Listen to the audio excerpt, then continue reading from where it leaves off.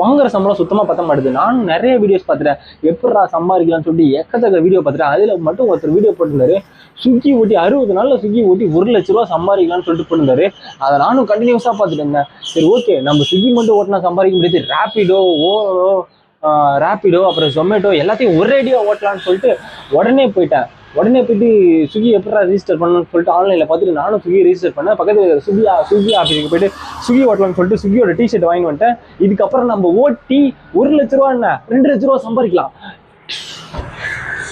Swiggy டிஷர்ட்டை நம்ம போட்டாச்சு. நம்ம இப்போ பணத்தை 6 மாதத்தில் 2 லட்ச ரூபா சம்பாதிக்க போகிறோம். 1 லட்சம் தான் சம்பாதிச்சு நம்ம 2 லட்ச ரூபா சம்பாதிக்க போகிறோம். நம்ம சம்பாதிக்கிற போகிற காசை நம்ம ஃபுல்லாகவே அடுத்தவங்க தான் செலவு பண்ண போகிறோம். வாங்க போகலாம். இன்னும் ஒரு நிமிஷம் நம்ம வெயிட் பண்ணுற ஒரு நிமிஷமும் ஒரு ரூபாய் லாஸ் பண்ணுவோம். எனக்கு தெரிஞ்சு ஆர்டர் வரதுக்கு லேட் ஆகும். நம்ம ஸ்விக்கி மட்டும் இல்லை, ரேபிடோ அப்புறம் ஜெப்டோ எல்லாத்தையும் தான் ஓட்ட போகிறோம். வாங்க, மறக்காத இந்த ஃபாலோ பண்ணிக்கோங்க. வாங்க.